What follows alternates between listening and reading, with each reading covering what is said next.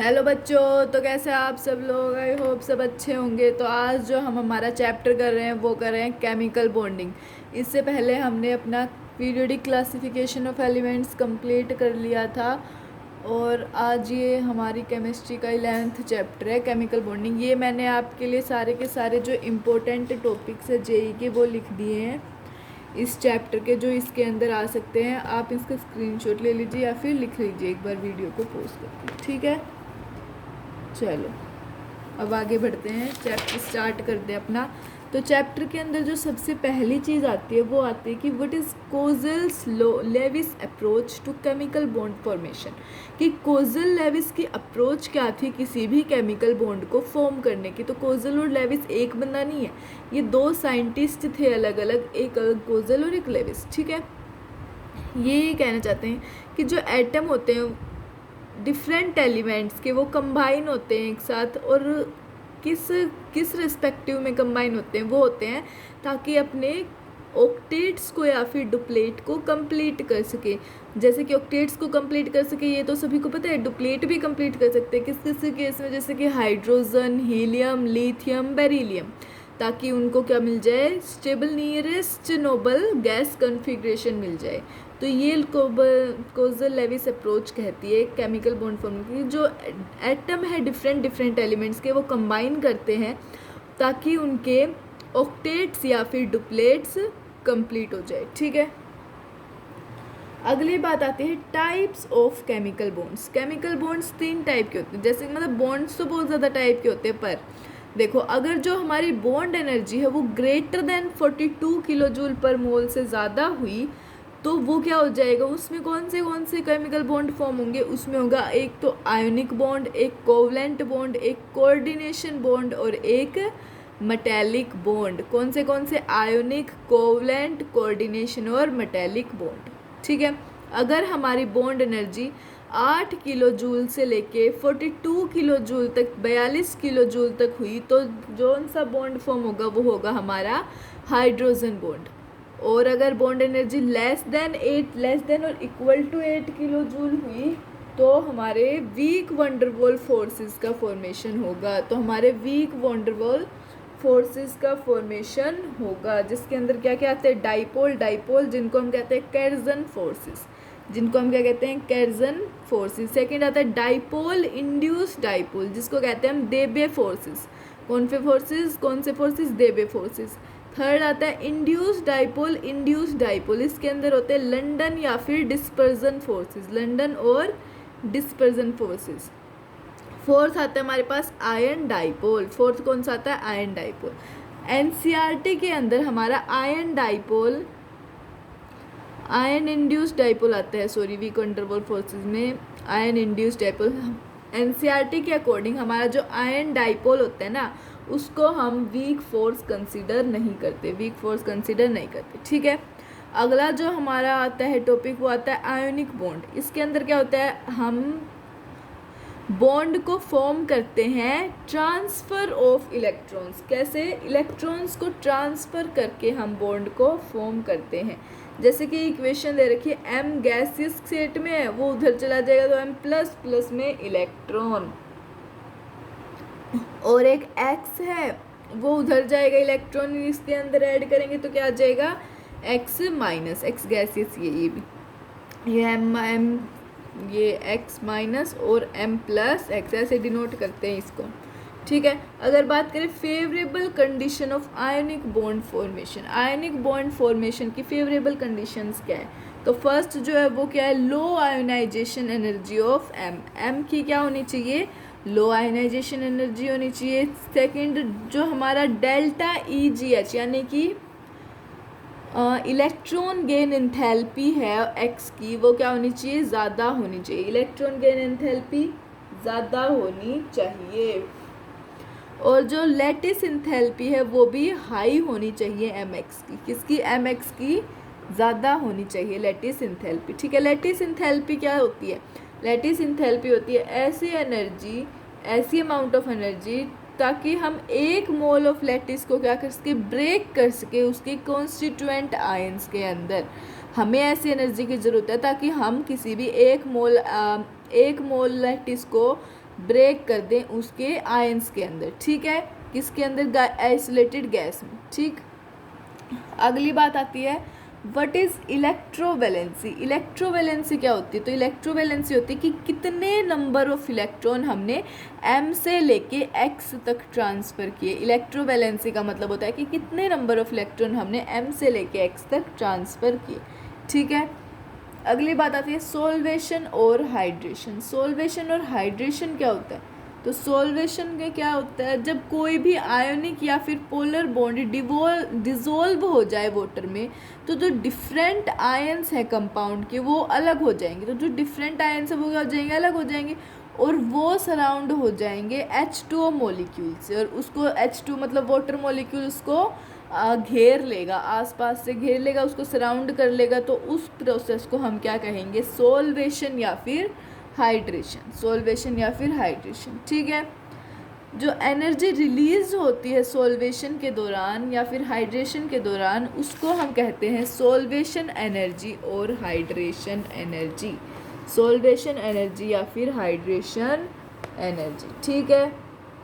चलो, जो ionic compound होता है वो सोल्यूबल होता है तभी जब हमारी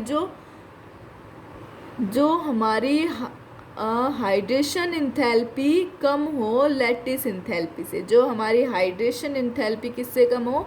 लैटिस इंथैल्पी से, ठीक है। अगली बात आती है एप्लीकेशन ऑफ सोल्वेशन। सोल्वेशंस की एप्लीकेशन क्या होती है? तो फर्स्ट क्या है? Hydrated radii. किसके बारे में? Hydrated radii. अगर हमारा आयनिक रेडियाई ज़्यादा होगा तो हाइड्रेटेड रेडियाई हमारा कम होगा। ये इन्वर्सली प्रोपोर्शनल होता है। आयनिक रेडियाई हाइड्रेटेड रेडियाई के इन्वर्सली प्रोपोर्शनल होता है, ठीक है। देखो, अगर हम बात करें गैस की, तो गैस के अंदर ये CS प्लस ज़्यादा है, RB प्लस उससे कम है, फिर K, फिर Na, फिर Li। अब बात करें हाइड्रेटेड रेडियाई की, तो उसके अंदर क्या हो जाएगा? एक्वस का हो जाएगा, क्योंकि वाटर आ जाएगा ना, तो Li प्लस ज़्यादा हो जाएगा, उल्टा हो जाएगा इसके अंदर, ये ज़्यादा, फिर ये, फिर ये, फिर ये, ठीक है। अगर हमारी चार्ज डेंसिटी ज़्यादा होगी, अगर हमारी चार्ज डेंसिटी ज़्यादा होगी तो हमारा हाइड्रेशन भी ज़्यादा होगा, हाइड्रेशन इंथैल्पी भी ज़्यादा होगी, और हाइड्रेशन रेडियाई भी ज़्यादा होगी, ठीक है। अगर हमें बात करनी हो कि भाई साइज़ इसका ज़्यादा दे रखा है और इसका चार्ज कम दे रखा है, तो हम चार्ज के बिहाफ पे देखेंगे, जिसका चार्ज ज़्यादा होगा उसको ज़्यादा मानेंगे। चार्ज और साइज़ के बीच में हमेशा चार्ज डोमिनेंट करेगा, ठीक है।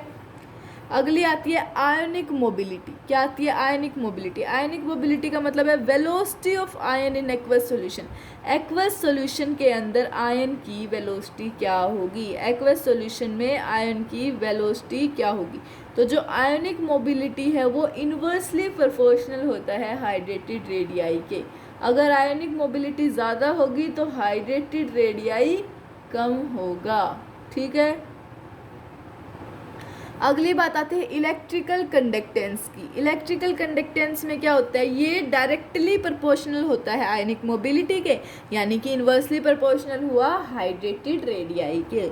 इलेक्ट्रिक कंडक्टेंस डायरेक्टली प्रोपोर्शनल है आयनिक मोबिलिटी के, ठीक है। अगली बात आती है कि कंपेयर क्वेश्चन आता है, कंपेयर करना है हमें एक्सटेंट ऑफ हाइड्रेशन को। किसको कंपेयर करना है? Extent of hydration. तो फर्स्ट क्या है? Na plus Mg2 plus Al3 plus, तो चार्ज इसका ज़्यादा है, फिर इसका ज़्यादा, मतलब सबसे ज़्यादा इस एलुमिनियम का, तो एलुमिनियम सबसे बड़ा, फिर मैग्नीशियम का, फिर मैग्नीशियम उससे बड़ा, सबसे छोटा सोडियम, ठीक है। उसके बाद इसके अंदर सारे चार्ज सेम है, तो साइज़ के हिसाब से देखेंगे तो फ्लोरीन का साइज सबसे ज़्यादा, फिर क्लोरीन, फिर ब्रोमीन और फिर आयोडीन। साइज सबसे कम, साइज कम तो हाइड्रेशन ज़्यादा, ठीक है। साइज मतलब साइज सबसे बड़ा किसका है? आयोडीन का है, तो हाइड्रेशन सबसे ज़्यादा किसमें होगा? फ्लोरीन में। सबसे बड़ा साइज़ जो है वो आयोडीन का है, सबसे छोटा साइज़ F- फ्लोरीन का है, तो हाइड्रेशन छोटे वाले के ज़्यादा होगा, तो ये सबसे ज़्यादा, ठीक है। अगली बात आती है हमें कंपेयर करना है आयनिक मोबिलिटी और इलेक्ट्रिकल कंडक्टेंस को, आयनिक मोबिलिटी और इलेक्ट्रिकल कंडक्टेंस। तो दे रखा है Li plus aqueous, Na plus, Ka plus, Rb Cs plus. तो इसके अंदर हाइड्रेटेड रेडियाई की बात करें तो जिसका साइज सबसे छोटा उसकी रेडियाई सबसे ज़्यादा, तो इसका साइज सबसे छोटा तो सबसे ज़्यादा इसकी, ठीक है। ऐसे आयनिक मोबिलिटी, जिसका साइज बड़ा उसकी आयनिक रेडियाई, मतलब जिसका साइज बड़ा उसकी आयनिक मोबिलिटी ज़्यादा, और वो तो डायरेक्टली प्रोपोर्शनल इलेक्ट्रिक कंडक्टेंस की होती है। तो साइज सबसे बड़ा इसका तो इसकी सबसे ज़्यादा आयनिक मोबिलिटी, फिर ये, ठीक है। इलेक्ट्रिक कंडक्टेंस दोनों का सेम ही हो गया। अगली बात आती है कि व्हाट इज़ फजान्स रूल। फजान्स रूल क्या होता है? फजान्स रूल होता है covalent character in ionic compound. जैसे कि कोई भी आयनिक कंपाउंड हमारे पास, उसके अंदर कोई भी कोवलेंट कैरेक्टर आ जाए, अगर आयनिक कंपाउंड में कोवलेंट कैरेक्टर आ जाए तो उसको हम बोलेंगे फजान्स रूल, ठीक है। बात करते हैं पोलराइजेशन की। पोलराइजेशन क्या होता है? पोलराइजेशन का मतलब होता है कि इलेक्ट्रॉन क्लाउड का डिस्टोर्शन हो जाए एनायन, मतलब कि एनायन है, एनायन की जगह पे हटके क्या आ जाए, एनायन की जगह, मतलब एनायन है उसका क्या हो जाए, डिस्टोर्शन हो जाए। The distortion of electric cloud of anion, anion के इलेक्ट्रॉन क्लाउड का डिस्टोर्शन हो जाए। डिस्टोर्शन यानी कि डिस्प्लेस, एनायन है उसका जो इलेक्ट्रॉन क्लाउड है उसका क्या हो जाएगा, डिस्प्लेसमेंट हो जाएगा। उसको हम कहते हैं पोलराइजेशन, कैटायन के द्वारा। और कौन करेगा? वो कैटायन करेगा, ठीक है। जैसे ये Na प्लस है, Na प्लस क्या होती है हमारी पोलराइजिंग पावर, और पोलराइजिंग पावर क्या होता है, ऐसी पावर कैटायन की जो इलेक्ट्रॉन क्लाउड को अपनी तरफ, एनायन के इलेक्ट्रॉन क्लाउड को अपनी तरफ अट्रैक्ट करे। ऐसी पावर कैटायन की जो एनायन के इलेक्ट्रॉन क्लाउड को अपनी तरफ अट्रैक्ट करे, ठीक है। और एक आता है Cl माइनस। Cl माइनस क्या होती है, पोलराइजिबिलिटी, ऐसे अट्रैक्ट करती है अपनी तरफ, ठीक है। ये क्या कर रही है, अट्रैक्ट कर रही है इसको, पोलराइजिंग पावर को, ये अट्रैक्ट कर रहा है, ये अपनी तरफ उसको बुला रहा है, ये अपनी तरफ बुला रहा है, Na प्लस Cl माइनस को बुला रहा है, ठीक है। Ability of electron to get distortion, polarizability का मतलब होता है कि इसके पास भी एबिलिटी होती है ताकि वो खुद अपने आप डिस्प्लेस हो जाए कैटायन के द्वारा, ठीक है। Pa यानी Pp यानी कि पोलराइजिंग पावर, Pa यानी कि पोलराइजिंग एबिलिटी। अब अगली बात आती है हमारे पास एक स्टेटमेंट की। स्टेटमेंट क्या कहता है, small cation bigger charge and high charge on cation और anion have greater covalent character. देखो अगर हमारे पास स्मॉल कैटायन है, बिगर चार्ज है और हाई चार्ज है कैटायन या फिर एनायन के ऊपर, तो उसका सबसे बड़ा कोवलेंट कैरेक्टर होगा, हाई चार्ज स्मॉल कैटायन तो पोलराइजिंग पावर क्या होगी, ज़्यादा होगी। हाई चार्ज होगा, स्मॉल कैटायन होगा तो पोलराइजिंग पावर ज़्यादा होगी। हाई चार्ज और लार्ज एनायन होगा तो पोलराइजिंग एबिलिटी ज़्यादा होगी, ठीक है। बात करते हैं आगे क्वेश्चन की। तो कंपेयर पोलराइजिंग पावर का क्वेश्चन आ चुका है हमारे पास। तो देखो चार्ज दोनों सब में सेम है। कैटायन देखो, कैटायन सबसे बड़ा किसका है, इसका सबसे बड़ा, तो छोटे वाले की पोलराइजिंग पावर ज़्यादा होगी, तो नीचे आते आते पोलराइजिंग पावर डिक्रीज हो रही है। इसमें साइज चार्ज जिसका ज़्यादा उसकी पोलराइजिंग पावर ज़्यादा, तो सबसे ज़्यादा इसकी, फिर इसकी, तो इंक्रीज हो रही है नीचे आने से। इसके अंदर भी जिसका साइज ज़्यादा, जो ज़्यादा बड़ा कैटायन उसकी पोलराइजिंग पावर सबसे कम, तो इसका ज़्यादा है तो इसकी कम, फिर इसकी उससे थोड़ी ज़्यादा, फिर इसकी सबसे ज़्यादा। चलो पोलराइजिंग पावर। अगली बात करते हैं पोलराइजिंग एबिलिटी के कंपैरिजन की। तो देखो चार्ज सबका सेम है, तो ज़्यादा बड़ा एनायन की पोलराइजिंग एबिलिटी ज़्यादा, तो सबसे बड़ा कौन सा है, आयोडीन, तो नीचे जाते जाते क्या होगा, इंक्रीजेस, पोलराइजिंग एबिलिटी इंक्रीज होगी, ठीक है। अगली बात करते हैं, देखो इसके अंदर चार्ज, इसके ऊपर 3, इसके ऊपर 2, इसके ऊपर 1, सबसे बड़ा ये, फिर ये, ठीक है। इसके अंदर सारे सेम चार्ज दे रखे हैं, तो इसके अंदर कैटायन का साइज, एनायन का साइज देखो सबसे बड़ा इसका, तो सबसे ज़्यादा पोलराइजिंग एबिलिटी इसकी। चलो नेक्स्ट क्वेश्चन है कि कंपेयर करना है कोवलेंट कैरेक्टर को। चार्ज देखो सबसे +4 +3 +2 +1, सबसे ज़्यादा इसका। सेम चार्ज, साइज देखो सबसे बड़ा साइज किसका होता है, सबसे बड़ा साइज इसका, तो कटायन का तो ये हो नहीं सकता पोलराइजिंग पावर, तो इसका इसमें सबसे ज़्यादा होगा कोवलेंट कैरेक्टर। ठीक है, स्मॉल कटायन होना चाहिए, तो स्मॉल कटायन है।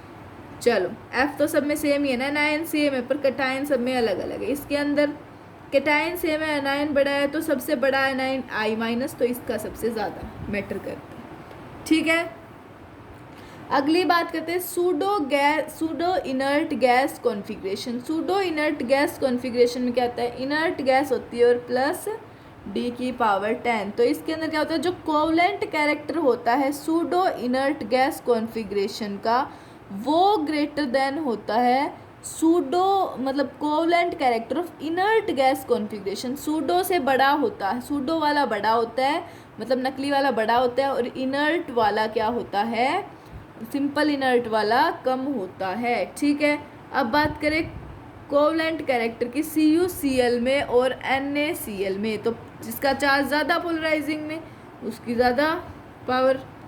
तो देखो Cu2 प्लस का ज़्यादा, तो ये ज़्यादा। ठीक है,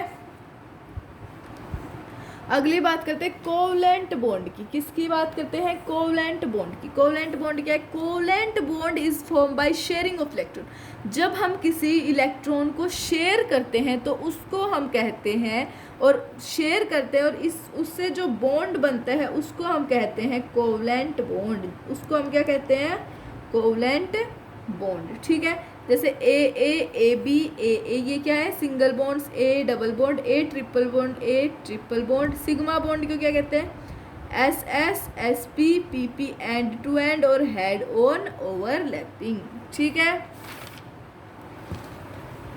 अब अगली बात करें पाई बॉन्ड की। तो पाई बॉन्ड में क्या होता है, पी साइड वाइज ओवरलैपिंग होती है, पी साइड वाइज ओवरलैपिंग होती है। ठीक है, अगर बात करें कि कैलकुलेशन ऑफ फॉर्मल चार्ज का कैलकुलेशन कैसे होता है, तो देखो charge on individual atom, individual या फिर अकेले एटम के ऊपर चार्ज क्या होगा, तो फॉर्मल चार्ज क्या होगा, valence electron minus lone pair minus half bond pair electron. Single charge पे, सिंगल इंडिविजुअल एटम पे होगा valence electron minus lone pair minus half into bond pair electron. जैसे कि मैंने यहाँ पे एक क्वेश्चन भी लिख रखा है, जस्ट अ सेकंड, क्वेश्चन लिख रखा है CO3 2 माइनस, इसका डायग्राम बना दिया, C डबल बॉन्ड O। सबसे पहले में निकालना है फॉर्मल चार्ज ऑन, ये वाले फर्स्ट और ये थर्ड वाला तो सेम ही होगा ना, ऑक्सीजन का सारा सेम ही चार्ज होगा, तो इनको हम एक ही मान लेंगे। ठीक है, तो फर्स्ट ऑक्सीजन इसको फर्स्ट मान लिया, इसको सेकंड, और ये कार्बन। फर्स्ट ऑक्सीजन पे कितना होगा, वैलेंस इलेक्ट्रॉन कितने होते हैं 6 माइनस लोन पेयर कितने, लोन पेयर इलेक्ट्रॉन, नोट अ लोन पेयर तो 3 ही है, पर लोन पेयर इलेक्ट्रॉन जो है वो है 6, 1 2 3 4 5 6, तो 6 minus half bond pair electron, not a bond pair electron कितने हैं 1 और 2, तो 2, तो आ गया ये -1। ठीक है, अगर सेकंड ऑक्सीजन पे बात करें तो 6 माइनस 1 2 3 4 4 माइनस हाफ इंटू 1 2 3 4 4, तो 2 माइनस 2 कितना आ गया 0। कार्बन के ऊपर की बात करें तो कार्बन पे कितने होंगे, लोन पेयर 0 है, उसका वैलेंस इलेक्ट्रॉन कितने होते हैं 4, और बॉन्ड पेयर 1 2 3 4 5 6 7 8 हो गया, तो ये आंसर फिर से आ गया हमारा 0। ठीक है, आंसर फिर से क्या आ गया 0। अगली बात करते हैं वैलेंस थ्योरी की, वैलेंस बॉन्ड थ्योरी की। वैलेंस बॉन्ड थ्योरी के अंदर क्या आते हैं, पोस्टुलेट होते हैं। पोस्टुलेट है सबसे पहले कि जो कोवलेंट बॉन्ड है वो फॉर्म होता है by overlapping of atomic orbitals. Atomic orbitals की ओवरलैपिंग से हमारा कोवलेंट बॉन्ड फॉर्म होता है। हर ओवरलैपिंग के पास ऑर्बिटली एक अनपेयर्ड इलेक्ट्रॉन होता है। हर ओवरलैपिंग के पास एक अनपेयर्ड इलेक्ट्रॉन होता है। इन अ मॉलिक्यूल पहला जो होता है वो सिंगल बॉन्ड होता है, सिग्मा बॉन्ड होता है, और जो दूसरा फॉर्म होता है वो होता है हमारा पाई बॉन्ड। वो कौन सा बॉन्ड फॉर्म होता है, पाई बॉन्ड। ठीक है, अगली बात करें, जो पाई बॉन्ड है वो वीक होता है सिग्मा बॉन्ड से। पाई बॉन्ड क्या है, वीक होता है सिग्मा बॉन्ड से। ठीक है, जो area of overlapping of sigma bond है वो ग्रेटर देन होता है पाई बॉन्ड से। ठीक है, अगली बात करें ए ट्रिपल बॉन्ड, ए जो है वो बड़ा होता है, ए डबल बॉन्ड ए, और वो उससे भी बड़ा होता है, मतलब वो सबसे छोटा जो होता है ये सिंगल बॉन्ड। बॉन्ड एनर्जी की बात कर रहे हैं, सब सिंगल बॉन्ड की सबसे कम बॉन्ड एनर्जी होती है, डबल की उससे थोड़ी सी ज़्यादा, और ट्रिपल की सबसे ज़्यादा। ठीक है, अगली बात करते हैं कि ओवरलैपिंग अप्रोच क्या होती है। ओवरलैपिंग अप्रोच के अंदर क्या होता है, तो देखो अगर एस एस की हो तो प्लस प्लस सिग्मा, इसके अंदर नेगेटिव वाले में प्लस माइनस, एस पी के अंदर ये प्लस, ये ऐसे बन गया पी का प्लस प्लस माइनस सिग्मा, इसके अंदर प्लस, इसका माइनस इधर आ गया, पी जेड बनेगा, पी पी हेड ऑन, ये ऐसे sigma plus minus plus minus plus minus plus, P P side wise में ऐसे साइड में plus plus minus minus plus, ये plus minus minus plus, P D के अंदर पी ऐसे फिर डी फिर डी। ठीक है, पाई इसके अंदर भी ये ऐसे पाई पाई, और डी डी के अंदर दो लोब होंगी, दो लोब का इंटरेक्शन होगा तो ये ऐसे। ठीक है, पाई ये minus plus plus minus minus minus plus plus. ठीक है, डी डी के अंदर 4 लोब इंटरेक्शन, 4 लोब का इंटरेक्शन होगा, तब देखो एक ऐसे ऐसे, फिर ये बनाएगा plus minus plus plus minus minus S bond, तो ये इधर चेंज हो जाएगा minus plus minus plus plus minus plus minus. ठीक है, अगली बात करें जीरो ओवरलैपिंग की। जीरो ओवरलैपिंग किस में होती है, देखो जैसे कि एस प्लस पी, इसके अंदर क्या हो गया, ये एस ये पी, इसके अंदर जो न्यूक्लियर डिस्टेंस है हमारा वो कम है, और जो रिपल्शन है वो ज़्यादा है। न्यूक्लियर डिस्टेंस कम है और रिपल्शन ज़्यादा है। अगली बात करें पी प्लस पी की, इसके अंदर क्या है, P X P Y P Z P X, वापिस से पी एक्स स्टार्ट कर दिया तो पी वाई पी जेड, और ये जो है ये नोट अलाउड है, ये अलाउड नहीं है इधर। ठीक है, अगली बात करें इम्पोर्टेंट पॉइंट्स की। इम्पोर्टेंट पॉइंट्स की क्या बात है, जो एस होता है ना हमारा, वो पाई बॉन्ड फॉर्म नहीं कर सकता, एस हमारा पाई बॉन्ड फॉर्म नहीं कर सकता। अगली हम स्ट्रेंथ की बात करें, अगर हमारा जो प्रिंसिपल क्वांटम नंबर सेम है, अगर हमारा प्रिंसिपल क्वांटम नंबर सेम है, तो जो 2p greater than 2p 2s greater than 2s 2s, 2p greater than 2p 2s greater than 2s 2s। अगर एरिया ऑफ ओवरलैपिंग ज़्यादा है तो स्ट्रेंथ भी ज़्यादा होगी। एरिया ऑफ ओवरलैपिंग अगर हमारा ज़्यादा है तो स्ट्रेंथ भी ज़्यादा होगी। अगर बात करें हम स्ट्रेंथ ऑफ पाई बॉन्ड की, तो 2p ज़्यादा होगा, फिर उससे कम होगा 2p 3d, उससे कम होगा 2p 3p, और उससे कम होगा 3p 3p, पाई पाई पाई पाई होगा इनके अंदर। ठीक है, अगर बात करें एरिया ऑफ ओवरलैपिंग हमारा ज़्यादा है, इसके अंदर भी स्ट्रेंथ क्या होगी, ज़्यादा होगी। ठीक है, एग्जाम्पल की बात करें CO2 की, C डबल बॉन्ड और 2p 2p 2p होगा इनमें भी। SiO2 में SiO डबल बॉन्ड और 2p 3p 2p 2p 3p 2p। इसके अंदर SiO O SiO ऐसे बन जाएगा, इनका पूरा ब्रिज बन जाएगा, मतलब ब्रिज तो नहीं है पर फिर भी कॉम्बिनेशन बन जाएगा। तो एरिया ऑफ ओवरलैपिंग इसके अंदर अगर कम है तो SiO पाई बॉन्ड नहीं बनेगा, SiO पाई बॉन्ड हमारा नहीं बनेगा। ठीक है, अगर क्वेश्चन की बात करें तो जो total number of sigma bonds या फिर पाई बॉन्ड्स होते हैं या फिर लोन पेयर क्या होते हैं, हमें निकालना क्या है, total number of sigma bonds, pi bonds और लोन पेयर इनके अंदर। तो जो फर्स्ट है वो क्या है, टेट्रासाइनोमिथेन, टेट्रासाइनोमिथेन। तो इसका जो स्ट्रक्चर ये है, इनके सिग्मा बॉन्ड्स कैसे काउंट करेंगे, एक बॉन्ड, 1 2 3 4 5 6 7 8, तो ये हो गए हमारे 8 सिग्मा बॉन्ड्स। पाई बॉन्ड 1 2 3 4 5 6 7 8, तो 8 pi bond. Lone pair 1 2 3 4, 4 lone pair. ठीक है, इसके अंदर सिग्मा बॉन्ड कैसे काउंट करेंगे, जैसे कि 1 2 3 4 5 6 7 8 और 9, 9 sigma. Pi bond 1 2 3 4 5 6 7 8 9, 9 pi bond. ठीक है, लोन पेयर 1 2 3 4। इसके अंदर इसके अंदर सिंगल बॉन्ड कैसे काउंट करेंगे, 1 2 3 4 5 6 7 8 9 10 11 12 सिग्मा, पाई बॉन्ड 1 2 3 पाई, और लोन पेयर इसमें एक भी नहीं है तो 0 लोन पेयर। ठीक है, S3PO4 ये आप खुद करना। चलो आगे बढ़ते हैं। आगे में क्या है, हाइब्रिडाइजेशन। हाइब्रिडाइजेशन क्या होता है, इसके बेसिक्स क्या है, जो इंटरमिक्सिंग ऑफ एटॉमिक ऑर्बिटल्स। इसका जो फर्स्ट है वो क्या होता है, एटॉमिक ऑर्बिटल्स का क्या होता है, इंटरमिक्सिंग होता है। एटॉमिक ऑर्बिटल्स का इंटरमिक्सिंग होता है। सेकंड जो हाइब्रिड ऑर्बिटल है वो क्या, उसका क्या होता है, एटॉमिक ऑर्बिटल मिक्स होता है। एटॉमिक ऑर्बिटल मिक्स होता है। CH4 में क्या हो गया, जैसे 1s2 2s2 2p2, कितने हो गए, 2 2 4 4 और 2 6। ठीक है,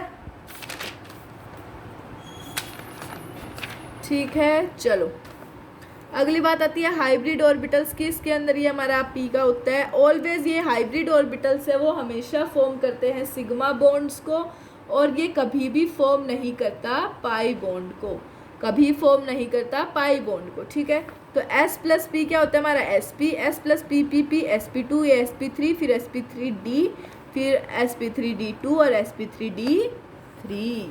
ठीक है, अगर बात करें कि ट्रिक क्या है फाइंड हाइब्रिडाइजेशन को निकालने की, हाइब्रिडाइजेशन को निकालने की क्या ट्रिक है, तो देखो हमें क्या निकालना है, वैलेंस इलेक्ट्रॉन निकालने हैं सेंट्रल एटम के। सबसे पहले क्या करना है, सेंट्रल एटम के वैलेंस इलेक्ट्रॉन निकालेंगे।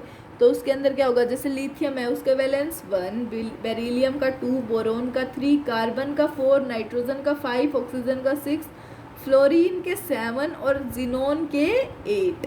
तो हमें क्या निकाल, उसके बाद क्या निकालेंगे हम, sharing electron of side atom. Side atom के क्या निकालेंगे, शेयरिंग इलेक्ट्रॉन। तो XX में 1 इलेक्ट्रॉन यानी 1 सिग्मा। ऑक्सीजन फैमिली के 2 इलेक्ट्रॉन 2 बॉन्ड 1 सिग्मा और 1 पाई। नाइट्रोजन फैमिली के 3 इलेक्ट्रॉन 3 बॉन्ड 1 सिग्मा और 2 पाई, 1 सिग्मा और 2 पाई। ठीक है, अब बात करते हैं अगर सिग्मा और लोन पेयर को ऐड कर दें फिर हाइब्रिडाइजेशन, मतलब हाइब्रिडाइजेशन ऐसे निकलेगी कि हम सिग्मा बॉन्ड को और लोन पेयर को ऐड कर दें। तो अगर ऐड पे 2 आता है तो SP PZ, और स्ट्रक्चर कैसा हो गया, फिर ज्योमेट्री कैसी होगी, लीनियर। 3 कर दे, 3 आ जाए ऐड करने से तो SP2 PZ या फिर PX, और क्या आ जाए ज्योमेट्री हमारी, ट्राइगोनल प्लेनर। अगर 4 कर दे ऐड करने से 4 आ जाए तो SP3 PX PY PZ और टेट्राहेड्रल। 5 आ जाए अगर ऐड करने से तो SP3D DZ square, trigonal bipyramidal TBP, trigonal bipyramidal. 6 आ जाए तो SP3D2 DZ square minus Y square DZ square, तो क्या आ जाएगा, ऑक्टाहेड्रल। अगर 7 आ जाए तो SP3D3 DX square minus Y square DZ square और DXY, तो क्या आएगा, पेंटागनल बाई पिरामिडल। ठीक है, अगर हमें निकालना हो परसेंटेज SPD कैरेक्टर तो कैसे निकालेंगे, जैसे SP है तो SP के अंदर परसेंटेज S हाफ इंटू 100।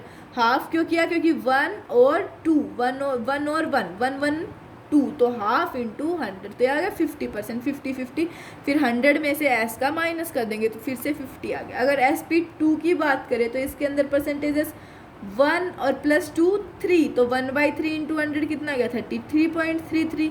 अब B में क्या, 100 में से 33.33 माइनस करेंगे तो आ जाएगा 66.66%। ठीक है, अगली बात करते हैं SP3D की। इसके अंदर परसेंटेज कितना आ जाएगा, 3 + 1 1 + 3 + 1 5 1/5 इंटू 100 यानी कि 20%। तो डेल्टा P क्या आ गया, 3/5 इंटू 100। D भी निकालना है अब की बार तो हमें, तो 3/5। P कितना है हमारे पास, 3, तो 3/5। S कितना था, S निकालना था ना, तो S 1 था तो 1 लिया। ठीक है, 3/5 इंटू 100 ये 60 आ गया, 60 और 20 80, तो डेल्टा परसेंटेज D कितना बचा, 20। ठीक है, अगली बात करते हैं हम ज्योमेट्री की और स्ट्रक्चर की, कि ज्योमेट्री होगी और उनके स्ट्रक्चर क्या होंगे। तो लीनियर होगी अगर तो AB2 तो ऐसा स्ट्रक्चर बनेगा ABB CO2। ट्राइगोनल प्लेनर होगी तो AB3 ABB। ठीक है, तो ये क्या हो जाएगा BF3।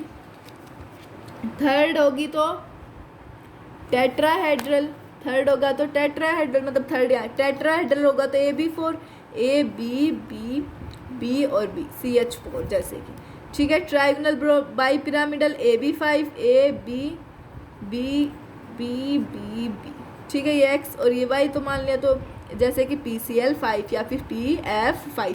अगर Y ग्रेटर देन X होगा तो PCl5 और इक्वल टू X होगा तो PF5। अगली बात करते हैं ऑक्टाहेड्रल की, AB6 तो A B B B ऐसे B6 SF6। Pentagonal bi pyramidal AB7 तो A ऊपर नीचे B B साइडों में और यहाँ पे एक B, तो बॉन्ड लेंथ इसमें क्या होगी, X is greater than Y, X is greater than Y, IF7, ठीक है। अगर बात करें हमें हाइब्रिडाइजेशन निकालनी है सेंट्रल एटम की और उसकी ज्योमेट्री फाइंड करनी है, तो पहली बात करते हैं CO2 की। इसके अंदर क्या होता है, CO2 में पहले 4 क्या है हमारा, 4 क्या हो जाएगा, इसके अंदर 4 होता है वैलेंस इलेक्ट्रॉन, तो 2 4 4 माइनस कितने बॉन्ड बना रखे हैं इसने, 4 बॉन्ड, तो 4 माइनस 4 0 इलेक्ट्रॉन यानी 0 लोन पेयर। तो इसमें बॉन्ड कितने बनाते हैं सिग्मा, ये 2 सिग्मा, तो 2 प्लस 0 2 sp लीनियर, ठीक है। BF3 3 minus 3 0 lone pair, 3 sigma बनाता है ये, तो 0 लोन पेयर, तो sp2 trigonal bipyramidal. IF7 7 minus 7 0 lone pair इसमें भी, तो 7 इलेक्ट्रॉन और 0 lone pair, 7 sp3d3 pentagonal bipyramidal, ठीक है।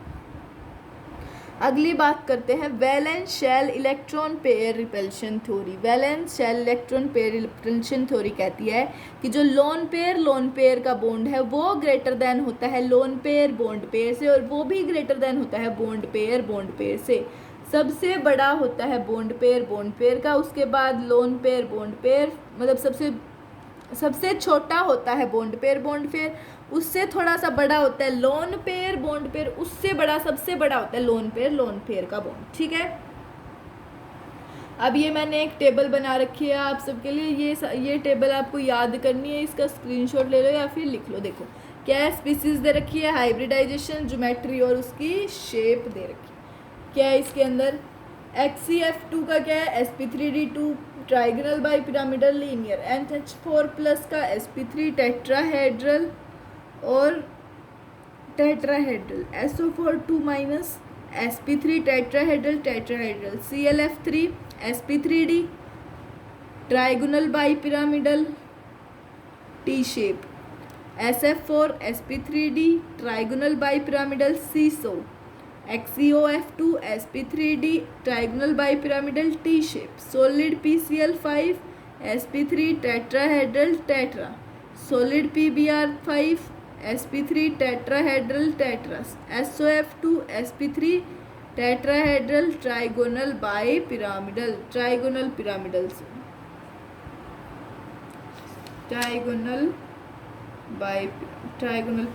ठीक है। अगली बात करते हैं हम डाइपोल मोमेंट की। डाइपोल मोमेंट के अंदर क्या होता है, mu is equal to Q into D, mu is equal to Q into D. तो म्यू का जो रजिस्टर मतलब कि जो रिजल्टेंट आता है वो क्या आता है, अंडर रूट में μ1 का स्क्वायर प्लस μ2 का स्क्वायर प्लस 2μ1 μ2 कोस थीटा। अगर म्यू रिजल्टेंट ज़्यादा तो कोस थीटा भी ज़्यादा और थीटा कम। अगर जो हमारा डाइपोल मोमेंट है किसी भी कंपोनेंट का वो ज़ीरो होगा तो नॉन पोलर मॉलिक्यूल होगा, नहीं होगा ज़ीरो तो पोलर मॉलिक्यूल या फिर पोलर बॉन्ड या फिर नॉन पोलर मॉलिक्यूल, ठीक है। तो इसके अंदर देखो C डबल बॉन्ड ओ, ये μ1 इधर, ये μ2 ये कट जाएगा तो μ1 इक्वल टू μ2, तो हमारा म्यू क्या आ गया, इसके लिए 0 आ गया, ठीक है। अब बात करें बॉन्ड पेयर लोन पेयर की। अगर 2 बॉन्ड पेयर है तो 3 लोन पेयर होंगे, अगर 4 बॉन्ड पेयर है तो 2 लोन पेयर होंगे। जिसका सेम साइड एटम होगा तो म्यू रिजल्टेंट 0 और नॉन पोलर, ठीक है। कोई एग्जाम्पल की बात करते हैं। एग्जाम्पल के अंदर क्या है, एग्जाम्पल में है जो NO3 दे रखा है उसके अंदर 6 - 6 हो गया, 6 - 6 5 होते हैं ना, 1 इलेक्ट्रॉन आ गया तो 6 - 6 बॉन्ड कितने बना दिए 6, तो non zero non polar. XCF3 में भी कितने हो गया, HCF3 में 7 माइनस 3 7 होता है, 7 माइनस 3 कितने आ गया 2 लोन पेयर, तो mu is not equal to 0, polar हो गया। XCO2F2 इसमें भी एक लोन पेयर आ गया, पोलर हो गया। सब इंपॉर्टेंट एग्जाम्पल, कुछ इंपॉर्टेंट एग्जाम्पल्स की बात करते हैं। जो हमारा NH3 होता है वो ग्रेटर देन होता है NF3 में, और ये इसका डाइपोल मोमेंट क्या होता है ग्रेटर देन होता है। सब बड़ा किसका होता है NH3 का। अगर डाइपोल मोमेंट की बात करें तो सबसे बड़ा जिसका डाइपोल मोमेंट है उसमें क्या है हेलोजन एटम्स के अंदर CH3I का, उसके बाद CH3Br का, नहीं सबसे बड़ा डाइपोल मोमेंट हाँ CD3 का बड़ा है Cl से, CH3Cl से CD3Cl का बड़ा है। किसकी वजह से प्लस I इफेक्ट की वजह से, क्योंकि जो D होता है हमारा ड्यूटेरियम होता है वो बड़ा होता है H से, हाइड्रोजन से। ठीक है, अगली बात करें हेलोजन एटम्स की, तो सबसे बड़ा Cl का, क्लोरीन का, उसके बाद फ्लोरीन, फिर ब्रोमीन और फिर आयोडीन।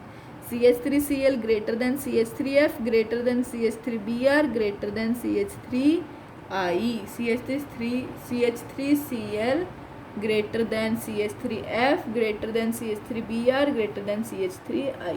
ठीक है, अगली बात करें CH3Cl is greater than CH2Cl2, ये बड़ा होगा CH3Cl, CHCl3 और CCl4। CH3Cl greater than CH2Cl2 greater than CHCl3 greater than CCl4। ठीक है, जो PCl3Br2 होगा वो बड़ा होगा हमारा PBr3Cl2 से, PBr3Cl2 से बड़ा होगा PCl3Br2। ठीक है, अगर बात करें ये OH ऊपर कनेक्टेड है, ये इक्वल नहीं होगा 0 के, बट ऊपर Cl कनेक्टेड है वो इक्वल हो जाएगा। ठीक है, SH भी इक्वल नहीं होगा, बट CN इक्वल हो जाएगा। ठीक है, ये भी ऐसे ही थोड़े एग्जाम्पल कि MEH मिथाइल, ये सिस है, इसका रिजल्टेंट 0 नहीं होगा, इसका 0 हो जाएगा, मिथाइल और हाइड्रोजन, ये ट्रांस है हमारा, तो 0 हो जाएगा। इसके अंदर इसका 0 नहीं होगा, इसका भी 0 नहीं होगा। मिथाइल दो कंपाउंड अलग अलग आ गए, मिथाइल और इथाइल। ठीक है, इसके अंदर भी 0 नहीं होगा क्योंकि मिथाइल क्लोरीन आ गया, इसमें भी मिथाइल क्लोरीन आ गया।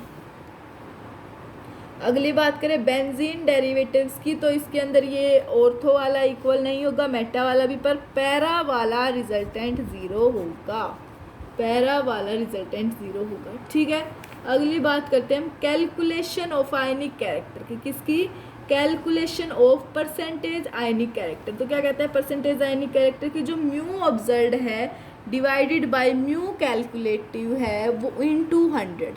ये हम कैसे निकालेंगे आयनिक कैरेक्टर, म्यू ऑब्जर्व हमें दे रखा होगा, म्यू कैलकुलेटिव हमें निकालना होगा, या फिर वो भी दे रखा हो क्या पता, तो आयनिक कैरेक्टर हमारा निकल जाएगा। ठीक है, अगर हम यूनिट कन्वर्जन की बात करें तो 1 dB इज इक्वल टू 10 की पावर माइनस 18 ESU।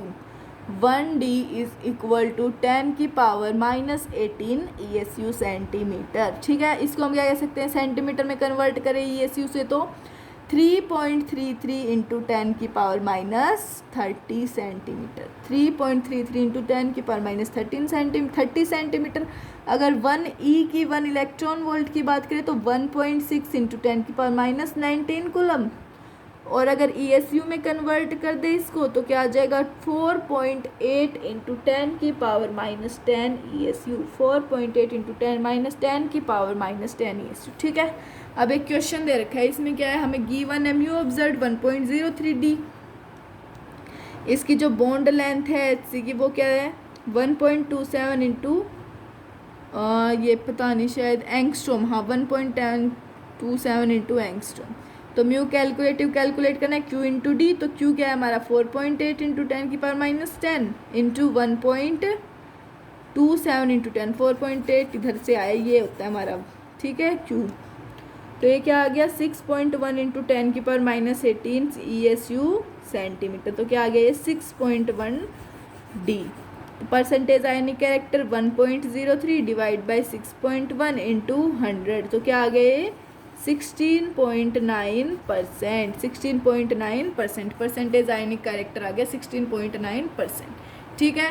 यहाँ पे हमारा जो केमिकल बॉन्डिंग वाला पार्ट, पहला पार्ट ख़त्म हो गया। इसके बाद हमारा जो नेक्स्ट लेक्चर होगा उसके अंदर हम करेंगे मॉलिक्यूलर ऑर्बिटल थ्योरी। इसके अंदर बस इतना ही था। तो अब मिलते हैं नेक्स्ट क्लास में। आज के लिए thank you, tata, bye bye, और please subscribe, share and like.